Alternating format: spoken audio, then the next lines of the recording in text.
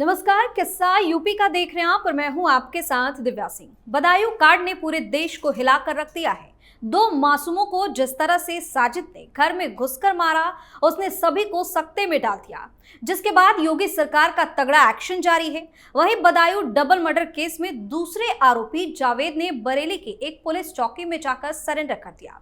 उससे पुलिस ने कई सवाल किए। शुरुआती पूछताछ में जावेद ने उस दिन मर्डर वाले घर के नीचे होने से इनकार कर दिया। कहा कि वो दुकान बंद करके सीधे अपने घर चला गया था। जावेद ने दोनों बच्चों की हत्या का आरोप अपने भाई पर ही मढ़ दिया, जो कि पहले ही पुलिस एनकाउंटर में मारा जा चुका है। इसी पर चर्चा के लिए मेरे साथ स्टूडियो मौजूद हैं कैपिटल टीवी के एग्जीक्यूटिव एडिटर राजीव जी। सर, आपका स्वागत है। धन्यवाद। अब जावेद ने सरेंडर तो किया है, लेकिन सारा का सारा आरोप साजिद पे मढ़ दिया है।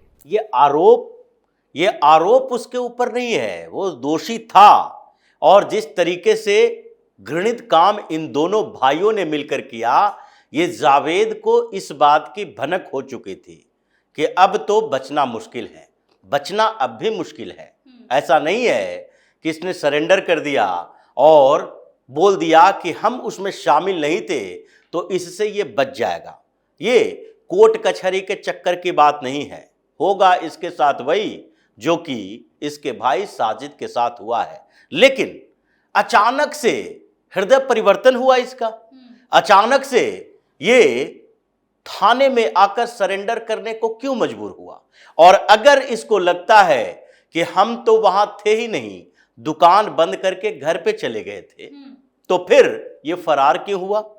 सबसे बड़ी बात तो यही है कि अगर ये दोनों भाई वहां नहीं गया, जैसा कि एफआईआर की कॉपी में लिखा हुआ है, जैसा कि उन दोनों बच्चों के पिता ने बताया और जो पुलिस के सामने बयान दिया, एक तीसरा बच्चा जिसके ऊपर इन लोगों ने हमला किया था, जो जख्मी हालत में वहां से किसी तरीके से भागा, उसका बयान है और उसकी मां का बयान है, जिसमें साफ तौर पर कहा गया है कि ये दोनों भाई बाइक से आया था।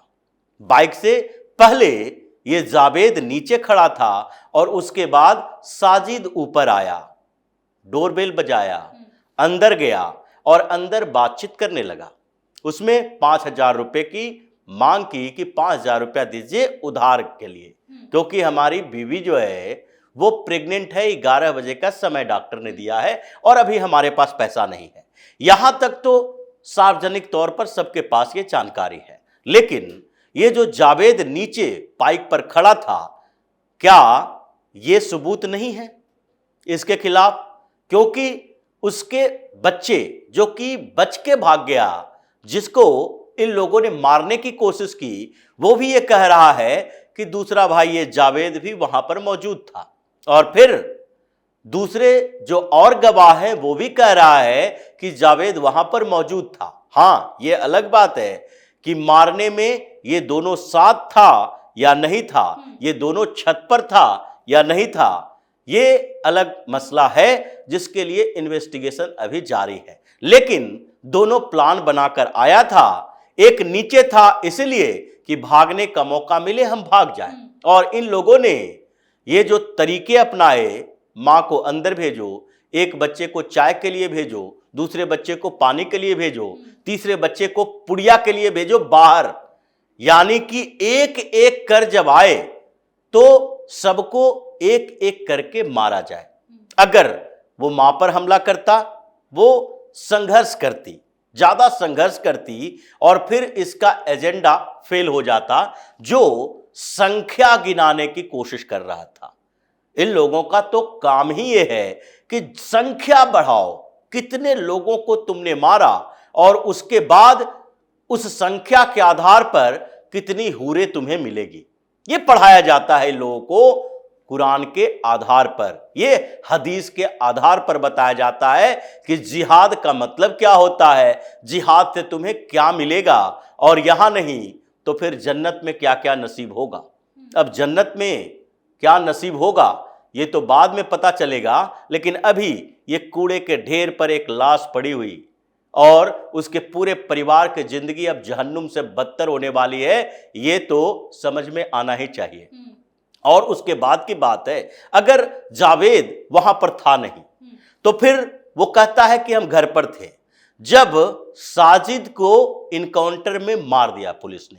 वो भागने की कोशिश किया, फरार होने की कोशिश किया, क्योंकि वहां भीड़ इकट्ठी हो गई थी। और उसके बाद पुलिस को कॉल किया गया, पुलिस मौके वारदात पे पहुंची और वहां पर उस समय लाइट चली गई और अंधेरे का फायदा उठाकर ये वहां से भागने की कोशिश किया। पुलिस का कहना है कि उसने पुलिस वाले पर हमला भी किया और इसके जवाबी कार्रवाई में वो मारा गया। लेकिन उसके बाद पुलिस वहीं पर रुकी नहीं। उसके बाद पुलिस उसके घर पर गई, उसके बाप से बात की, उसके दादी से बात किया। उसके दादी ने बताया, कुछ चीजें बताई, वो भरमाने की कोशिश। ये जो इन लोगों का तरीका होता है भरमाने की कोशिश, और ये भरमाने की कोशिश है जो पूरे सोशल मीडिया पर वो सो कॉल्ड सेकुलर लोग जो कि गंगा जमनी संस्कृति की बात करते हैं, वो गंगा जमनी संस्कृति वाले लोग आ गए हैं कि उसके दिमाग पर जादू टोना छा गया था। वो जादू टोना कर रहा था, तंत्र मंत्र सीख रहा था। तंत्र मंत्र सीख रहा था तो उसके आसपास में कोई मुस्लिम बच्चा हो, उसकी बलि चढ़ा देता। ये हिंदू बच्चे को टारगेट करके वो तंत्र मंत्र के लिए उसका उपयोग कर रहा था। तो ये बात आगे बढ़ी और वहां जब पुलिस पहुंची तो ये जावेद वहां क्यों नहीं था? जब ये उस वारदात में शामिल ही नहीं था तो इसको फरार होने की जरूरत क्यों महसूस हुई? जब तुम्हें सरेंडर करना होता तो तुम फरार नहीं होते, वहीं पर घर पर बैठे रहते। पुलिस जाती, देखती कि घर पर है ये, वहां से भागकर नहीं आया होगा, तुम अरेस्ट किए जाते, इन्वेस्टिगेशन होता, उसके बाद पता चलता कि तुम उसमें शामिल थे कि नहीं। तुम तो वहां घर पे मिले नहीं, फरार हो गए। और जब धीरे धीरे ये जानकारी तुम्हारे तक पहुंची कि भाई तो मारा गया, उससे तो पुलिस ने इनकाउंटर में ढेर कर दिया, तो उसके बाद तुम्हारे जो आका हैं सारे, इन लोगों को पता चल चुका है कि उत्तर प्रदेश की सरकार, उत्तर प्रदेश की पुलिस क्या करती है और ऐसे मामलों में सजा क्या होती है। ये कोर्ट कचहरी का चक्कर लगाना नहीं है, सीधे सजाए मौत पुलिस दे देती है। तो इसको लगने लगा कि अब भागते फिरेंगे तो पहले तो इसके आका जो थे दादाजी अतीक अहमद, ये अतीक अशरफ का क्या हुआ? उसका बेटा भी भागते फिर रहा था, इधर उधर फरारी घोषित हो चुका था। उसके बाद वो भी अतीक और अशरफ की तरह उसी के साथ चला गया। तो इन लोगों को लग रहा है कि जावेद को बताया गया कि देखो कम से कम तुम्हें जिंदा बचना है तो पुलिस के सामने सरेंडर कर दो। और इसने उन सुने हुए जानकारी लेने के बाद इसने पुलिस के पास सरेंडर करने के लिए अपना पूरा प्लान बनाया। और यहां आकर अब देखा कि जो इसका आरोपी था, जिसने ये जघन्य हत्याकांड किया, वो तो मारा जा चुका है। अब उसके बारे में कुछ भी बोलेंगे तो वो वापस आकर इसके बारे में जानकारी तो देगा नहीं। तो इसलिए सारी वजह उसी को बता दो कि वो जिहादी था, उसके दिमाग को भरा गया था, उसको इसके लिए उकसाया गया था। हमारी कोई भूमिका नहीं है। भूमिका, जहां तक भूमिका का सवाल है, ये पूरे मुस्लिम समुदाय का है, ये सारे लोगों की भूमिका है जो आज अलग अलग सवाल उठा रहे हैं। आज उस इनकाउंटर पर सवाल उठा रहे हैं कि पुलिस वाले, जिसको फायरिंग की बात की जाती है, जिसके पैर में चोट लगे थे, गोली लगी थी, वो ड्यूटी पर आ गया है। या फिर ये सवाल उठाता है कि क्या इसके पीछे कोई ऐसी निजी दुश्मनी हो सकती है? वो दोनों एक दूसरे के आमने सामने दुकान खोले हुए थे, वो बार्बर शॉप खोले हुए था, और सामने में जिसके घर पर वो गया वो है जो खुद एक पार्लर चलाती थी, वो उसके पार्लर देखने के लिए भी गया था। तो ये दोनों के बीच कहीं ना कहीं आपसी दुश्मनी भी होगी। ये सवाल जो उठाए जा रहे हैं, ये सिर्फ भ्रमित करने के लिए उठाए जा रहे हैं कि इसको जिहादी मानसिकता से जोड़ा न जाए, ताकि ये साबित किया जाए कि ये तो निजी दुश्मनी का मामला है।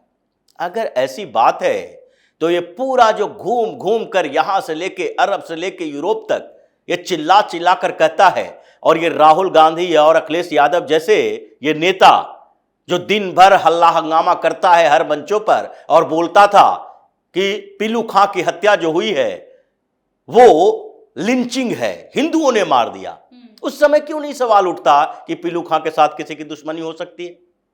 उस समय यह सवाल क्यों नहीं उठता कि जब एक व्यक्ति, एक मुसलमान ही सही, जा रहा है ट्रेन से, ट्रेन में विवाद हुआ, उसकी हत्या कर दी गई, वो भी निजी दुश्मनी की वजह से हो सकती है। उसमें तो तुम कहोगे हिंदुओं ने मार दिया। और यहां पर जब ये पूरी तरीके से स्पष्ट दिख रहा है कि ये जिहादी मानसिकता वाले लोग, इन लोगों ने जो कसाई खानों में, बूचड़ खानों में ये देखा है, इसके दिमाग में हिंसा भरी हुई रहती है, उसी तरीके से 2 बच्चों को गला रेत कर मार डाला, जल्लाद, निर्मम हत्या कर दिया जल्लाद की तरह। उस व्यक्ति के बारे में अब अलग अलग बहाने ढूंढ रहे हो। और ये सो कॉल्ड सेकुलर लोग जो यहां पर बैठे हुए हैं, वो इसको सुरक्षित रखने के लिए, सेफ गार्ड देने के लिए अलग अलग बहाने बना रहे हैं कि नहीं नहीं, ये तो आपसी दुश्मनी भी हो सकता है। इसमें कोई दुश्मनी नहीं है। एक ही दुश्मनी है, वो हिंदू था, ये मुसलमान था। एक ही वजह है कि इसको किसी हिंदू की हत्या करनी थी और इसके लिए सॉफ्ट टारगेट दिख रहा था कि सामने वाला घर है जिसके यहां मेरा आना जाना है, उसके यहां बच्चे हैं और बच्चे सॉफ्ट टारगेट हो सकते हैं। हम उसका दरवाजा खटखटाएंगे, वो खोलेगी क्योंकि उससे पहले से जान पहचान है, उसके घर में जाएंगे और ये तो चलता फिरता बम है, ये लोग तो ह्यूमन बम है, कहीं भी मरने के लिए तैयार है, इसलिए मारता है। पहले विश्वास बनाया और उसके बाद फिर से विश्वासघात कर दिया। इसीलिए ये कहा जा रहा है कि अब जावेद भी बचने वाला नहीं है, गाड़ी तो इसकी भी पलटेगी, ये भी भगाया जाएगा, ये भी कहीं नाले में, गटर में भागते हुए मारा जाएगा। ये छोड़ने वाले नहीं है, इसको भी मारा ही जाना है, चाहे जितने बहानेबाजी कर ले। इसलिए इन दरिंदों की कोई और सजा हो ही नहीं सकती है, और सजा ऐसी मिलेगी कि 7 पुश्तों तक याद रखे कि अगर हम ऐसे काम करते हैं, ऐसे कुकृत्य करते हैं हिंदुस्तान में रहकर, तो हमारे लिए हिंदुस्तान में क्या, इस पूरी पृथ्वी पर कहीं जगह नहीं मिलेगी। क्योंकि अब योगी ने ठान लिया है कि इन लोगों को सबक सिखाने के लिए साम दाम दंड भेद सारे तरीकों को अपनाओ और इसको वो सबक सिखाओ कि आगे की नस्लें भी इसको याद रखे कि अगर हमने हिंदुस्तान में हिंदुओं से बैर मोल लिया तो फिर हमारे लिए इस दुनिया में कहीं भी जगह बची नहीं रहेगी। बहुत बहुत धन्यवाद सर तमाम जानकारी। धन्यवाद। तो योगी सरकार का तगड़ा एक्शन जारी है, एक के बाद एक इन जल्लादों को इनकी हैवानियत की सजा मिल रही है, जिससे इनकी रूह कांप जाए। किस्सा यूपी का में आज के लिए इतना ही। अगर आपने अभी तक हमारे चैनल को सब्सक्राइब नहीं किया है तो सब्सक्राइब कर लीजिए, हमारे वीडियो को लाइक कीजिए, शेयर कीजिए और हमारे वीडियो पर कमेंट करके जरूर बताइए कि आपको हमारी खबर कैसी लगी। धन्यवाद।